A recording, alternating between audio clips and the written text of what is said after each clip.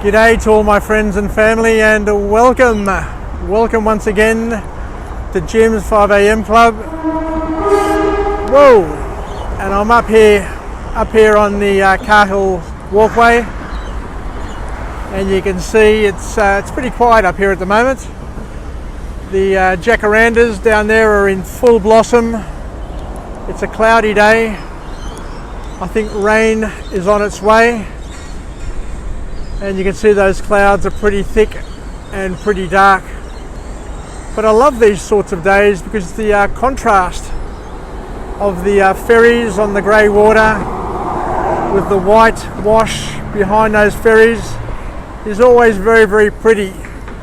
And these colours, the colours of the ferries are also beautiful as they contrast against the dark waters of Circular Quay. Anyway, let's go on a bit of a walk and talk, a volta as we Greeks refer them to, or refer to them as. And I want to have a chat to you today about a book summary that I've recently gone through, and it's called The Decision, and the author is Kevin Hart. And he puts up a dozen or so things that we should try and avoid in our lives, or at least, if we can't avoid them, to be aware of them, because their impacts on us are not all that positive and can be quite draining if not managed and not fully understood and taken control of. So I'll just go through each one of them one by one and just have a bit of a chit chat, just to raise them to our front of mind. And the first one of all is jealousy. And as we know, jealousy is one of those things, and in some people it's quite uncontrollable. But jealousy is that feeling that you're feeling incomplete, and you're feeling I guess second rate compared to other people because of the things that they have, the lifestyle that they enjoy, the social circle that they move in. And you just that envy, that amount of envy, the jealousy is as Kevin Hart says, is quite disempowering, and you can't really enjoy or do anything from a position of jealousy because it is quite debilitating. So I guess the important thing is to try and do in our lives is to try and manage jealousy, and just to understand that we live in a world of abundance, and it's not all that much scarcity out there, as long as you are open to things and to social circles and all that sort of thing. Then we don't need to be jealous of our work peers, our friends, our family, our parents, or anything. Now, we all have the power to achieve all the things we want in our lives.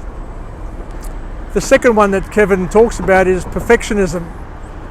And perfectionism is one of those things which basically causes a lot of harm in the world. And as Kevin says, we need to understand is one thing which is probably the most important thing to understand, is that nobody's perfect. Now, we have illusions of people being perfect or situations being perfect, but perfectionism is a trap which can absolutely destroy people, because nothing in the world is perfect.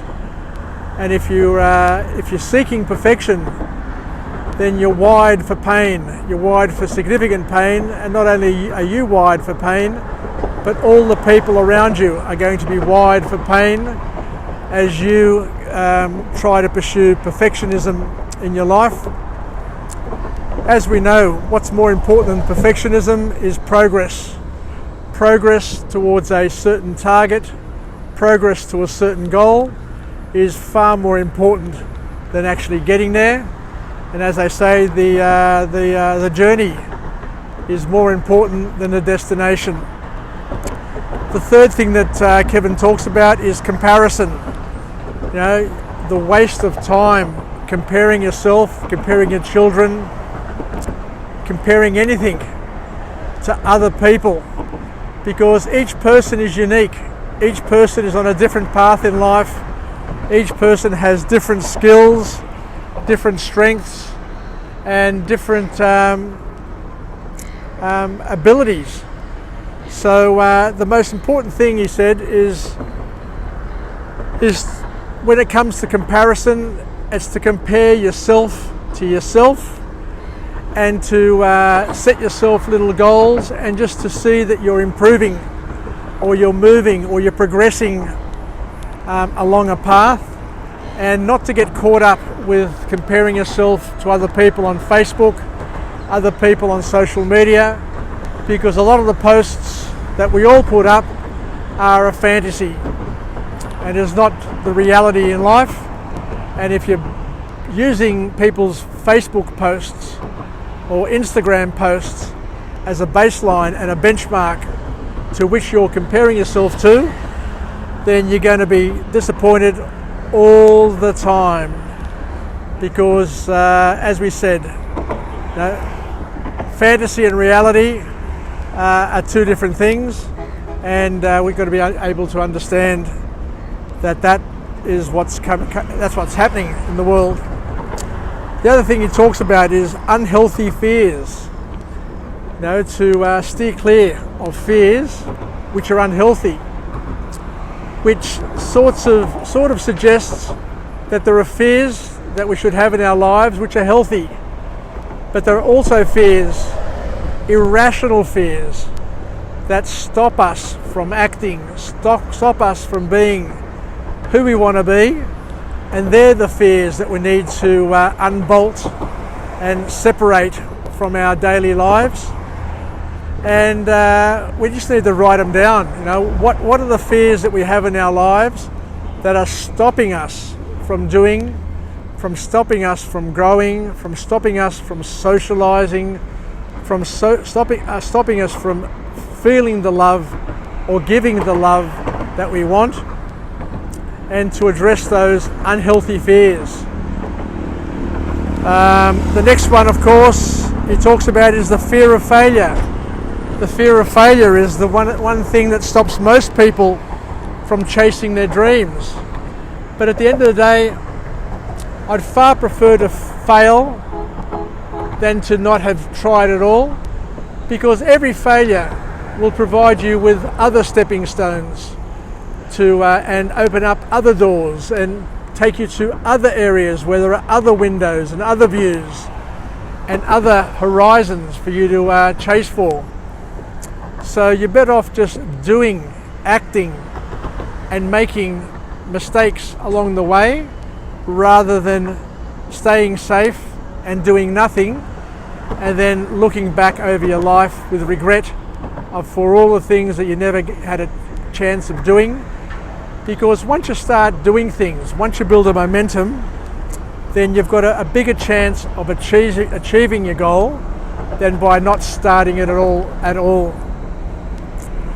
The next one he talks about is resistance.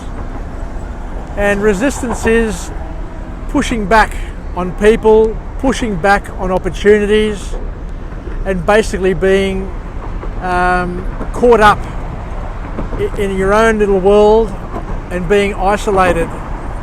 So what he's saying here is to just release the handbrake, just have a go, have a crack, and not to sit there resisting people reaching out to you, people inviting you to parties or inviting you to join them on occasions, and just to let yourself go. Let yourself go and see where the ride takes you, see where it leads you, and then make a decision along the path, along the way, as to whether or not it serves you or it doesn't. If it doesn't serve you, then change your mind. But don't resist everything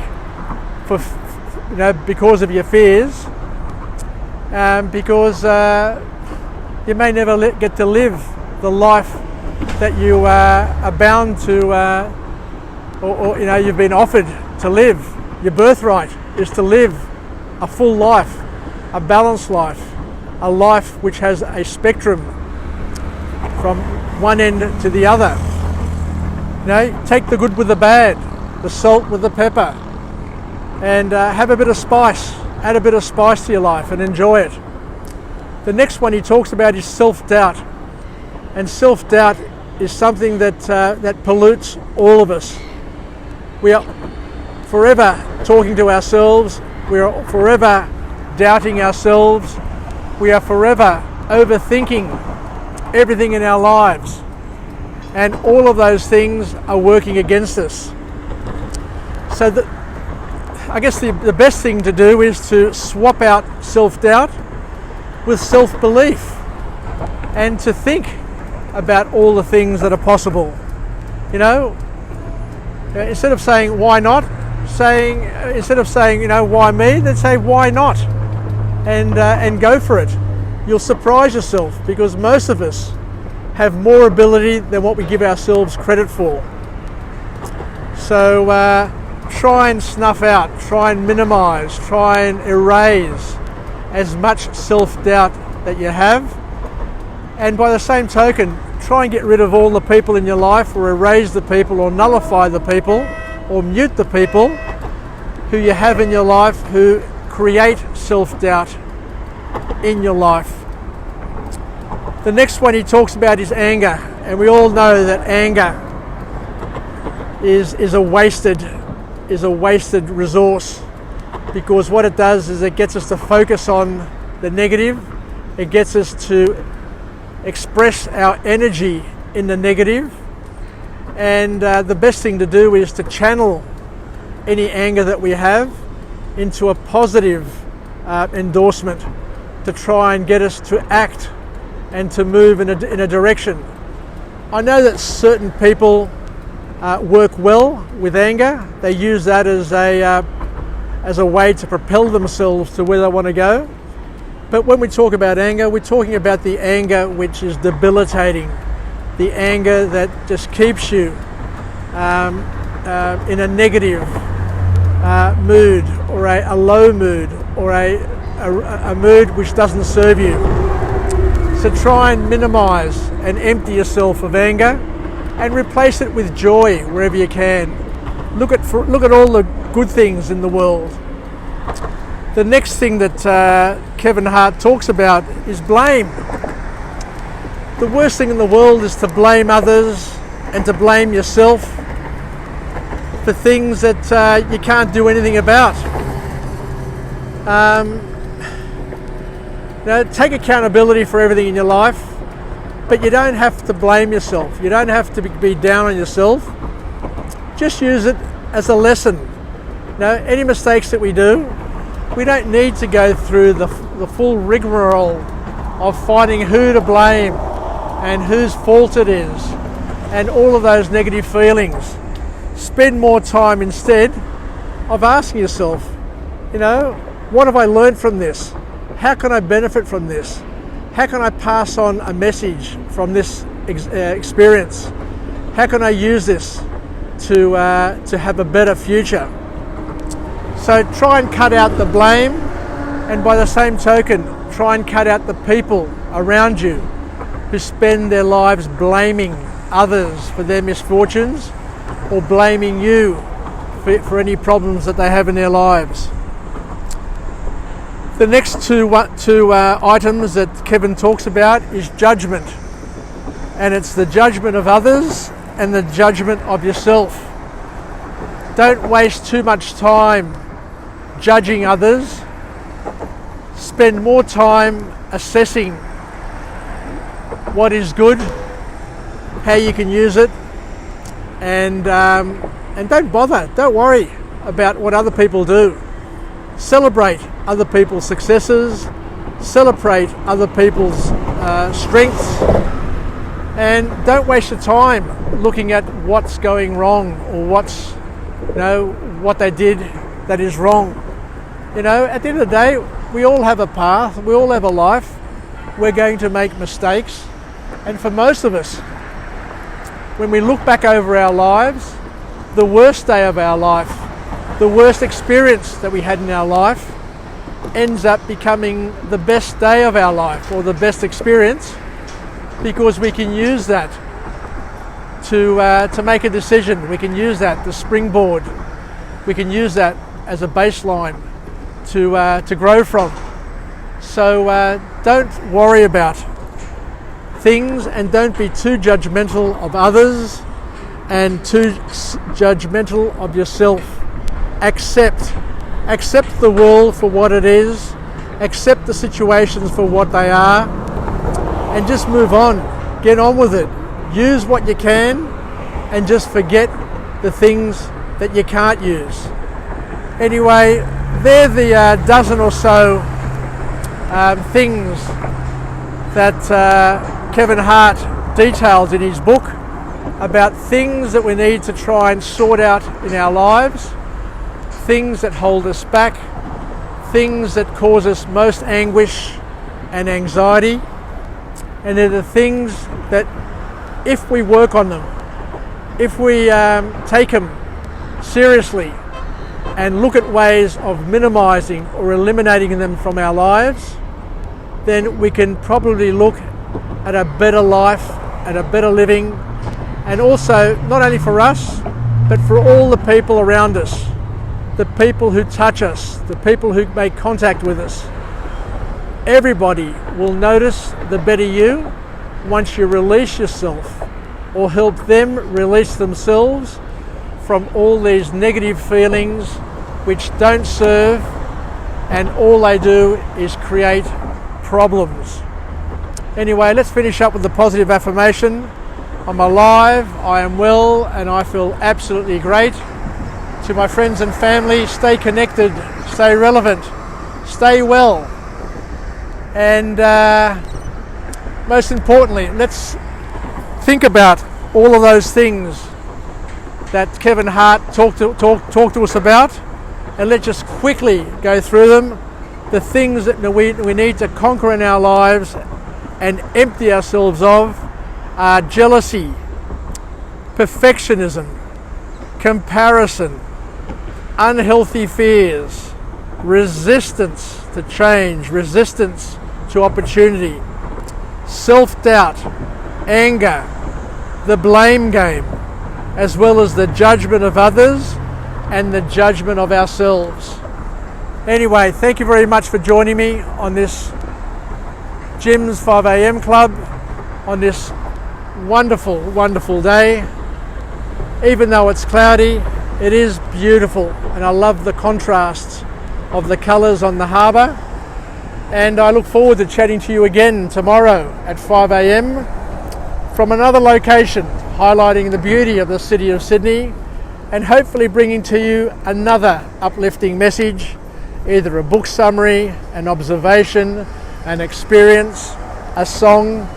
Who knows what we'll come up with, but what we'll do is we'll do it spontaneously, unedited, unscripted, unplanned, unorganised, everything, and it'll come from the heart, and it'll be a chit-chat, a volta between friends, so that we can help each other uplift our spirits to take on whatever the world is throwing our way at the moment, and to make the most of our days, and to have as many shared and wonderful experiences as possible.